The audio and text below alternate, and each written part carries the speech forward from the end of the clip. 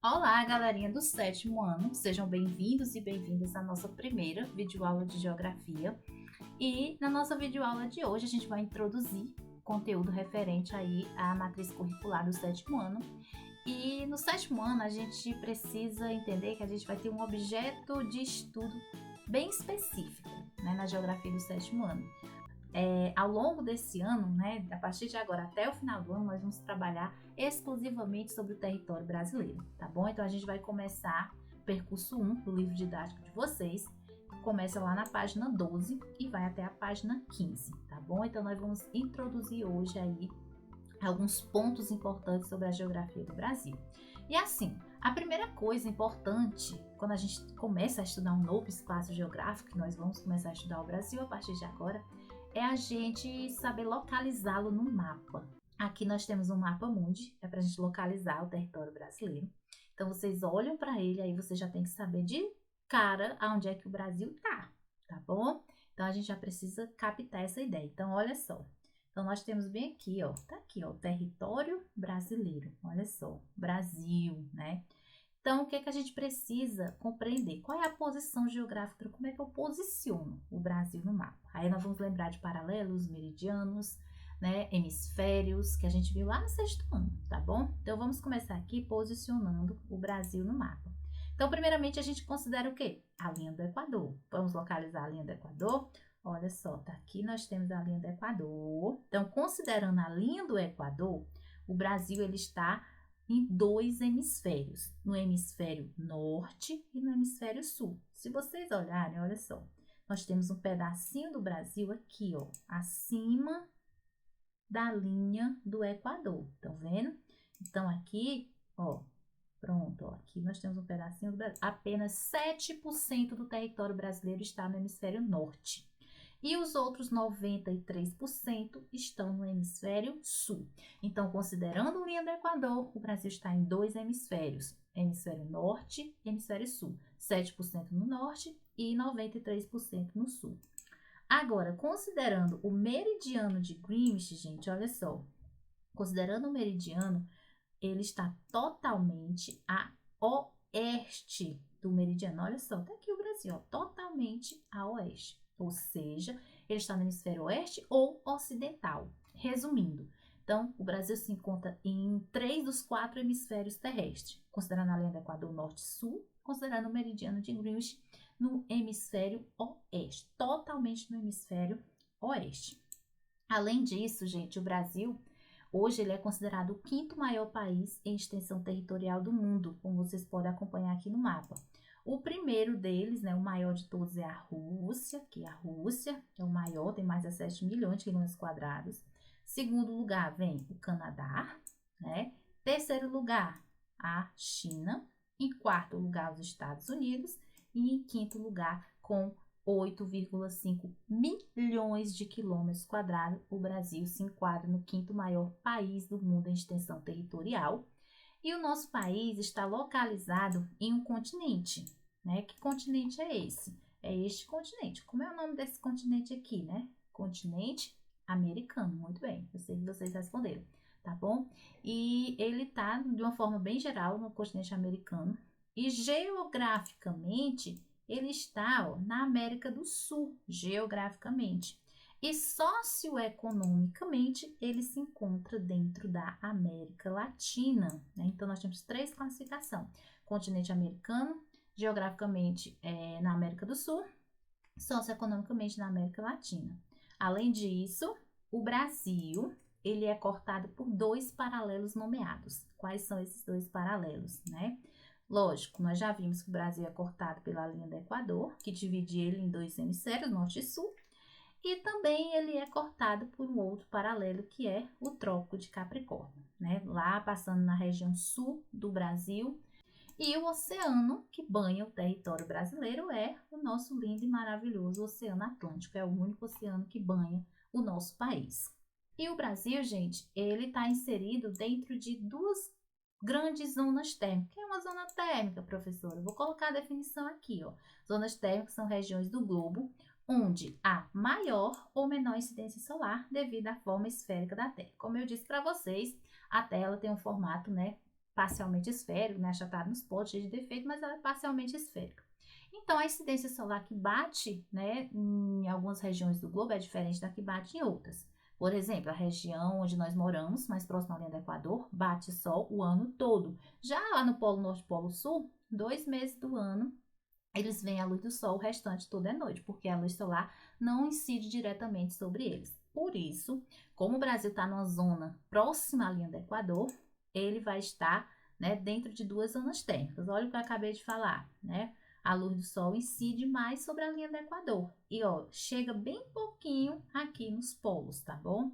Então, por isso, como o Brasil está próximo à linha do Equador, nós vamos ver que o Brasil está dentro de 2 grandes zonas térmicas. Primeiro, a zona mais quente do globo, que é essa zona, vocês podem ver, ó, o Brasil está dentro dessa zona, que é a chamada zona intertropical, ou seja, entre o trópico de Câncer e o trópico de Capricórnio, cortado pela linha do Equador, certo? Essa é a área mais quente do globo. E a segunda zona térmica que ele está localizado é na zona temperada do sul, tá bom? Olha só como ele está dentro da zona temperada. Apesar de ser somente um pedacinho, ou somente a região sul, tá dentro da zona temperada, mas a região sul faz parte do Brasil. Consequentemente, o Brasil se encontra dentro de 2 grandes zonas térmicas, zona tropical ou intertropical e a zona temperada do sul. Em relação às fronteiras e os limites que o Brasil possui, vamos entender primeiramente o que são esses termos. Limite, gente, é uma linha que delimita o território dos países, tá bom? E território é uma zona ou faixa, né, próxima ao limite, aquela linha, pela qual passa a linha de separação. Olha só, vou mostrar aqui no mapa para vocês. Olha aqui. Essa linha aqui que vocês estão vendo, ó, que eu tô traçando ela a gente chama de limite. Perceba que é só uma linha, é o que vai separar, né? O limite é o que separa um país do outro. Já a fronteira, ela é mais ampla, ela é maior, ela é uma zona, olha como ela é uma zona, ela é maior e ela abrange aí o limite de cada país, tá bom? Então, essa seria a diferença entre fronteira e limite. O Brasil possui uma imensa fronteira terrestre, certo? Maior do que a fronteira marítima. O Brasil possui 15.719 quilômetros de fronteira, ou seja, o que é que isso significa? Que o Brasil é muito grande, 8,5 milhões de quilômetros quadrados aproximadamente, e que o Brasil faz fronteira com praticamente todos os países da América do Sul. A América do Sul é formada por 13 países, um deles é o Brasil, sobra 12. Desses 12, ele faz fronteira com 10 países, ou seja, ele só não faz fronteira, só não faz limite com 2 países da América do Sul. E quais são esses 10 países, professora, que fazem limite com o Brasil, fazem fronteira? É só você olhar que eles estiver mais próximo do território brasileiro. Quais são? A Guiana Francesa, Suriname, Guiana, Venezuela, Colômbia, Peru, ó, faz fronteira, Bolívia, ó, faz fronteira, Paraguai, Argentina e Uruguai. E quais são os que não fazem fronteira, professora? São aqueles que não estão próximos do território brasileiro. Quais são eles? Ó, se vocês olharem bem aqui, ó, para o Equador, estão vendo o Equador aqui? Ó, ele está longe da fronteira do Brasil, ele não faz fronteira com o Brasil. E o outro é o Chile, ó, tá aqui o Chile. Ó, o Chile também, ó, bem distante do limite. Então, o Brasil faz fronteira com esses 10 países, exceto com Chile e Equador. E o Brasil também tem os seus famosos pontos extremos, né? Que inclusive são pontos turísticos do Brasil. O que é um ponto extremo, professor? Um ponto extremo, gente, é um local que fica no limite, no fim do território brasileiro, tanto no norte, quanto no sul, quanto no leste, quanto no oeste, certo? Então, ele vai delimitar, ele vai pôr fim ao território brasileiro e começar um novo território, né? Ou um novo país, tá bom? E quais são os 4 pontos extremos do Brasil, gente? No norte, tá certo? No norte, vem aqui, ó, no norte, nós vamos ter o Monte Caburaí. No sul, nós vamos ter o Arroio Chuí. No leste, gente, nós vamos ter aqui, ó, a Ponta dos Seixas. E no oeste, ó, nós vamos ter aqui a Serra da Contamana. Esses são os 4 pontos extremos. Norte, Monte Caburaí, sul, Arroio Chuí. No leste, Ponta dos Seixas, no oeste, Serra Contamana. E esses pontos extremos, gente, eles são considerados equidistantes. O que é isso? a distância entre eles é praticamente iguais, a diferença é mínima. A diferença, né, de um para o outro é só de 75 quilômetros. Como assim, professora? Vocês podem olhar aqui, ó. A distância entre a Ponta do Seixo e a Serra da Contamana é de 4.319 quilômetros. E a distância entre o Monte Caburaí e o Arroio Chuí é de 4.394 quilômetros. Ou seja, gente, uma diferença, se você subtrair esses dois valores aqui, ó, você vai encontrar a diferença de 75 quilômetros. Por isso que a gente diz que eles são equidistantes. A diferença entre os pontos extremos da distância é praticamente igual. E para finalizar aqui, né, os fusos horários do Brasil. O que é um fuso horário, gente? Um fuso horário é a diferença de horário de um lugar para o outro, de um país para o outro, de uma cidade para outra, tá bom? Como foi que chegaram aí a classificação dos fusos horários? Foi pegar a circunferência da Terra, que é 360 graus, e foi dividido pela quantidade de horas que a Terra leva para realizar o seu movimento de rotação, 24 horas. Então, nessa soma matemática, nesse cálculo matemático, 360 graus dividido por 24 horas, chegou-se a 15 graus, ou seja, isso aqui equivale a 1 hora. Cada fuso horário equivale a 1 hora. O mundo possui exatamente 24 fusos horários, ou seja, cada um dessas linhas, desses fusos, desse espaço, equivale a 1 hora. Quando termina o movimento de rotação, o Sol, né, a Terra tem girado e aí a luz solar tem batido nesses 24 faixas de fuso horário existentes na superfície da Terra. Porém, o que nos interessa no momento são os fusos horários que existem aqui em território brasileiro, né? Desses 24 fusos horários, como o Brasil é muito grande, né, um país continente, o Brasil ele possui 4, tá bom? 4 fusos horários é a quantidade de fusos que existe no nosso país. E esses fusos horários, eles são todos atrasados. Como assim, professora, todos atrasados? Eles são atrasados em relação ao meridiano, ou seja, as nossas horas em relação ao meridiano são todas atrasadas. A gente está vivendo no passado, enquanto eles estão no futuro, tá bom? Comparando com o meridiano, os países que estão, né, a leste desse meridiano, tá bom?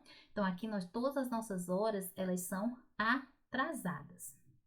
Então, como é que a gente vai, né, saber qual é o horário que existe em cada um dos estados brasileiros? São 4 faixas de fuso horário, como vocês podem ver aqui nesse mapa, é o fuso horário teórico. Aqui, ó, nós temos um fuso horário, esse aqui é o fuso mais 1 hora. Ou seja, aqui as horas são adiantadas em relação a esse outro fuso, tá bom? Aqui, ó, nós temos o outro fuso horário, que esse aqui é a hora oficial, tá bom? Que é o fuso horário de Brasília, que é o que a gente usa, que é considerado oficial no território brasileiro. Aí nós temos outro aqui, esse aqui em verde, ó, esse aqui é outro fuso horário. Esse fuso aqui, ele é menos 1 hora em relação a este daqui, certo?